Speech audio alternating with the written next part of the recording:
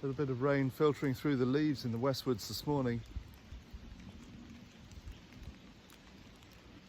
Hi there, good to be with you. I'm Andrew Rumsey, this is Going to Ground. We're a week into season 4 and I'm in Wiltshire from where I usually post. It's my home, it's also where I work as Bishop of Ramsbury. Somebody at a bacon sandwich van on Salisbury Plain this week said I haven't got a clue what a bishop does.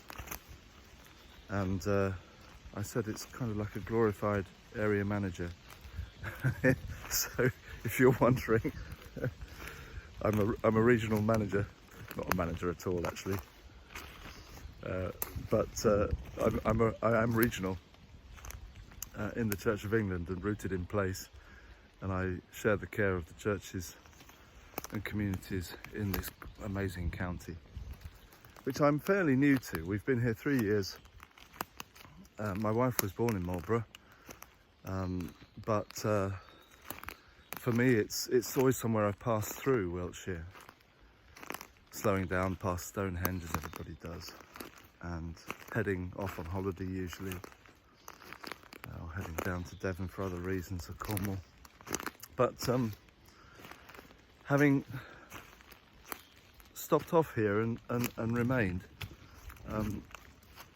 I discovered it as a soulful place.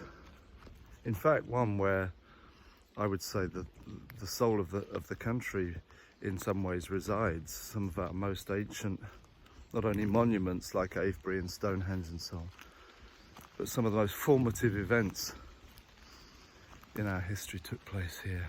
King Alfred's battles and so on. Won't claim too much for it, because every county, once you dig down, has its own indispensable place in history and geography. But I do love discovering that, and it gives me roots like these great beech trees that aren't that old actually. The Westwoods here was only planted after the war, I think. So it's quite a young wood compared to the Savernake Forest, which is about a mile or two away. And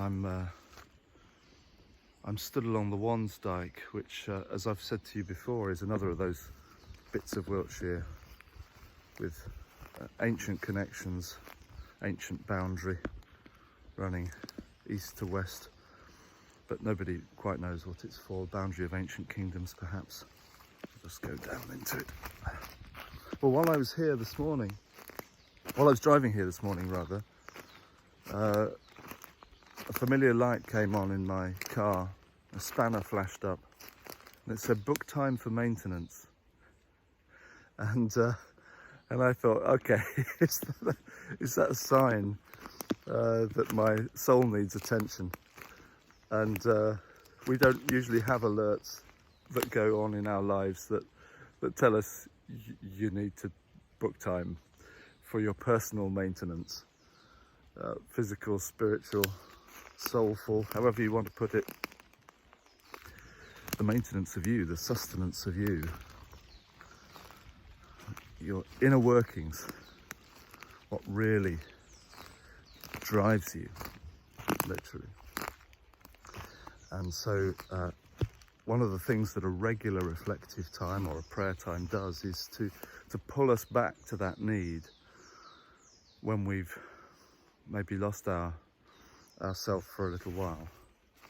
Keeping a habit of even really short daily reflection does that. So I'm just going to conclude today by reading one of the Psalms from the prayer book. In Going to Ground, I always bring with me this battered old Book of Common Prayer, which I was given at an antiques fair about 10-15 years ago, and I loved it, and I've always used it. And over the last 2 years of doing these films in all kinds of weather and situations, it's become really battered and the cover's coming off. But I don't want to lose it. Anyway, this is Psalm 4 from the prayer book, and I'll show you the Westwoods as I read. Hear me when I call, O God of my righteousness. Thou hast set me at liberty when I was in trouble. Have mercy upon me and hearken unto my prayer. O ye sons of men, how long will ye blaspheme mine honour, and have such pleasure in vanity, and seek after leasing? Know this also, that the Lord hath chosen to himself the man that is godly. When I call upon the Lord, he will hear me. Stand in awe and sin not. That's a great line, isn't it? That's all you need to do in a reflective time. Stand in awe and sin not. Sorry, back to the psalm. Commune with your own heart and in your chamber, and be still. Offer the sacrifice of righteousness and put your trust in the Lord. There be many that say, who will show us any good?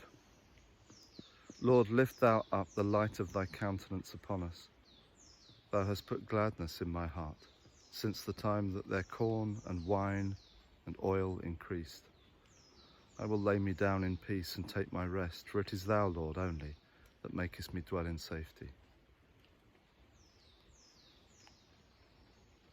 Stand in awe and sin not. Commune with your own heart and in your chamber, and be still. God bless you as you go to ground.